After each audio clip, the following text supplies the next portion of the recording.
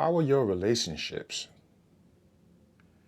I think that a lot of times we may see the world as a bubble. Like it's kind of like in some of our minds, things kind of revolve around us, and we may have a difficult time accepting or acknowledging the ideas, opinions, and feelings of people who are not in our sphere, like not in our perception of who we are and where we are. And again, I ask this question because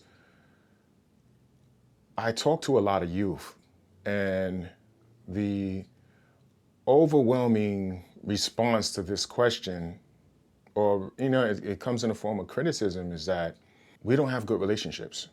And again, I'm not trying to say this is the case for all of us, but I do want to say that I hear this quite often. This comes from children, this comes from, significant others. It's something that's quite common when I hear these conversations. It kind of makes me think about how we perceive our relationships to be. Like, what is our perception of our relationships? Some of us may think that we're great people to be around. And there are times when we are not. There are times where we may be very opinionated, very dismissive. We don't listen well, but we think we're like great listeners. So this question is going to lead to many questions, but if you had to rate yourself from a scale of 1 to 10, as 10 being the best, 1 being the worst, are you a great person to be in a relationship with? Typically, we'll fall into, our perspective, but I challenge you to put yourself in someone else's shoes and see what kind of answer you come up with. I want to kind of dive in a little more into this. Some people have very high opinions of themselves, that's just what it is. And you have people out here, you have different type of people in relationships. You have the positive people, they're good listeners, they're fair, they're genuinely concerned about other people's well-being, try to see what they can do to make the win-win, meaning they benefit and their, spouse benefit. Or in relationships when it comes to children, they're good communicators with their children, they listen to their children, they encourage their children to pursue their dreams and goals, and also they provide structure for their children. But you have people out there who, lack of a better word, I'm just going to kind of be blunt, they lie. You have parents out there who lie, who don't address the children's concerns and needs. And you have parents out here who, I'm just going to, again, be blunt, they make promises they don't keep. They let their children down. They're not the kind of parents who are consistent. They're not the kind of parents who seem like they're genuinely concerned about the child's well-being. And you have these parents as well. Even though I'm talking to the men, this topic kind of applies to both men and women. So yeah, how are your children in your relationships? Are they in a situation where they're not encouraged to be heard, but they say children should be seen, not heard. I've heard that many times growing up, and it doesn't come across as a positive thing to say to a young person.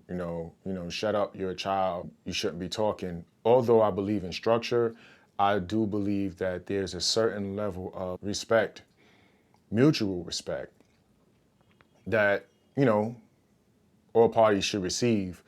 And a lot of us, through my pursuit of the study of slavery, a lot of us come across as we lost the knowledge of how to be good parents. And I want to say that a lot of us come across that way.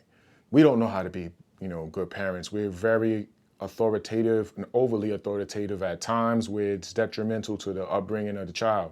So I talk to a lot of young people who are oppressed. And I'll just give you an example. I was having a podcast group with some young ladies, teens, and I asked them, how do you feel about, your family dynamic? in your relationships and your family. And one of them just bust out crying. She just started crying. And she said, my mom always yell at me and I never do anything right and everything's super critical and I'm always walking on eggshells with her because she might hit me or curse me out and I'm afraid. And, it took me back to parts of my childhood, but my childhood was pretty much like that as well. So the children are not growing up feeling like the home is a safe space for them. The home is actually a place of enormous stress and fear because of the interaction they have with their parents. Some parents, they'll hit you first and they'll ask questions later. And so physical violence is a problem. And I'm addressing the men because I'm a male. But again, this also applies to women.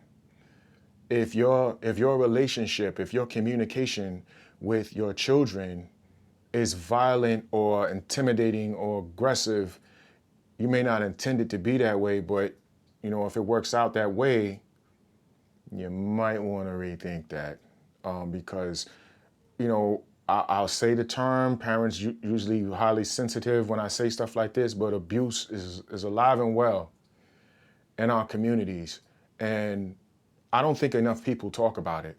It's a shame, a shameful thing in our community, but we don't talk about it. We don't talk about mental illness and physical abuse and psychological abuse and emotional abuse. We don't talk about it, and I haven't talked about it for a long time. People who know me may be surprised that I'm talking about it, but it's become a passion of mine to talk to young people about, how they're feeling. Like, even asking about COVID. Like, there's a lot of depression about COVID, but this is a conversation not where I'm trying to tell them something or I'm trying to teach them something. I'm trying to learn about them. What is your life like right now? How do you feel right now? There was a hip hop artist I met a few years back and we were kicking it on some deep stuff. And he said something in a rhyme that I will never ever forget. He says, people like to give us kisses and hugs when we're babies, but when we're teenagers, they treat us like we have rabies. There's no affection. There's no love after a certain age. And this guy said that and I was like, what? Like, that was so profound to me that, and it took me back to, my childhood. And I'm going to say some things that y'all might think that's like, what? But the first time I got a hug from my parents that I remember from my mom, I was 18 and a counselor made us do it. And the second time I got a hug from my mother, I was 37. The first time I got a hug from my dad that I remember, I was 37. So some of us grow up in extremely violent households, and mine was extremely violent. So that's what we know. And then, as men, we internalize it. Sometimes we question it. Sometimes we just accept it. And then sometimes if we're bullied, we become bullies. And I'm saying this so we can just think. I'm just trying to have a conversation here. And I'm going to be honest with you. I don't care if the video doesn't go viral. I'm trying to reach one person. One. A very specific person who needs to hear this.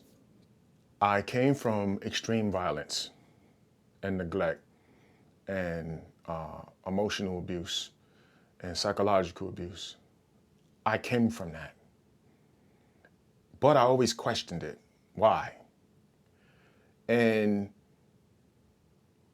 I didn't accept it as, well, this is normal. Even though a lot of my friends went through some kind of level of the abuse that I went through, I didn't see it as normal.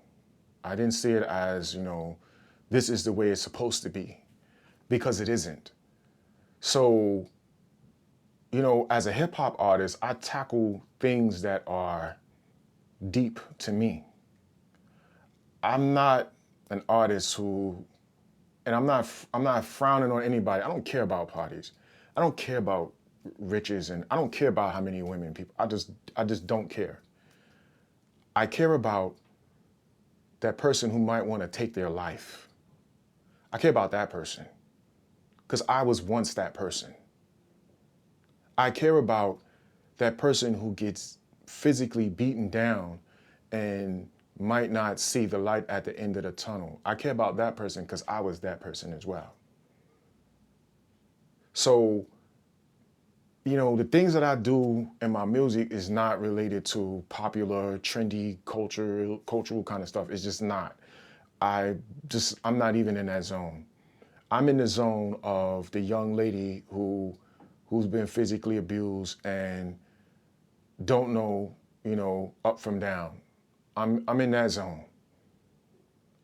I don't like things that affect us that I feel that never gets really discussed and is related to the reasons why we are kind of at the bottom of a lot of situations is our lack of knowledge of how to be a good parent. I had to read books and learn stuff so I don't repeat cycles that happened to me. And I was very conscious of it, and I still am. But so back to our original question, how do you talk to people? How do you, if you could kind of assess your speaking style, what is it? Is it aggressive? Do you talk the whole time and let other people, you constantly hear other people trying to get in a conversation to get a word in edgewise?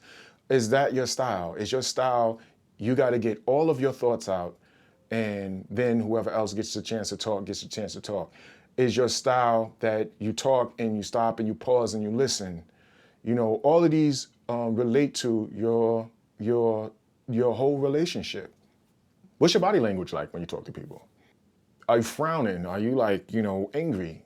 You like talking to somebody and you see the vein pop out the bottom at the neck and all of that, and you're screaming and yelling and foam coming out your mouth. How do you communicate? What is your form of communication? Are you a person that, when you talk, you're kind of laid back and you calm, or all over the place? Like, what is that? Like, and then how do you think the person on the other side feels about your style of communication? Do you think you're right all the time? Even when facts are presented, do you dismiss them? These are the things that I think are important for us. And when I say us, again, I'm targeting men, melanated men, whatever you want to call yourself, indigenous men, black men, African American men, but it applies to women as well. But there's something with us right now that I think is a problem in our communities and should be addressed.